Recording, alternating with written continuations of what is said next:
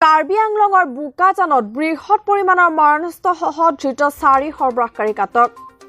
আজি পুৱা প্ৰায় 4 মান বজাত বোকাজানৰ ঘৰিয়ালডুবি গাঁৱত বোকাজান আৰক্ষী আৰু 5 নং অসম ৰাইফল বেটেলিয়নে চলোৱা অভিযানত উদ্ধাৰ কৰে 6টা পিস্তল, 3টা মেগজিন, 2টা গ্ৰেনেডসহ 5 যায় সজীৱ গুলী।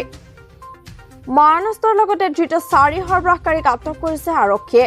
ধৃত 4 সৰবৰাহকাৰী হৈছে ক্ৰমে ৰাজু ঘটুৱাৰ, কৃষ্ণা ওৰাং, লুকাছ কাঙাৰী আৰু ৰবাৰ্ট হাৰু বুলি জানিব পৰা গৈছে। আৰু আটকাধীন ধৃত 4 সৰবৰাহকাৰী বোকাজান আৰক্ষীয়ে তদন্ত অব্যাহত ৰাখিছে। বেসিক্যালি ইনপুটটো আসাম ৰাইফলছৰ আছিলে 5 আসাম ৰাইফলছ টিম হ'ব। তো আৰ্লি মৰ্ণিং এটা তেওঁলোকৰ লগত 20% কৰা হ'লে আমাৰ বেটালিয়ন কৰিছে। তো তাৰপিছত 20% এটা আমি ৰাতিপুৱা আৰ্লি মৰ্ণিং 4টা বজাত ছাছপেক্টেড 4জন মানুহ দেখিলোঁ। তো তেওঁলোকক চাৰ্চ কৰোঁতে আমি কেইটামান আৰ্মছ এণ্ড এমিনেশ্যন পাওঁ।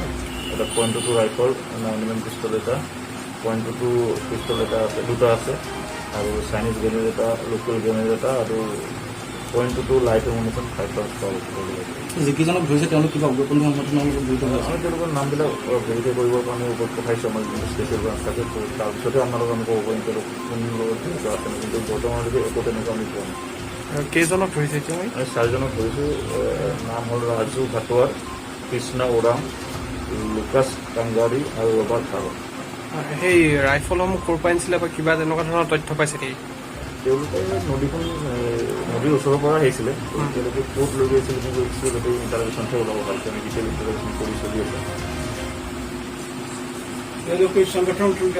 কাৰ্বি আংলঙৰ পৰা বিপুল ৰিপৰ্ট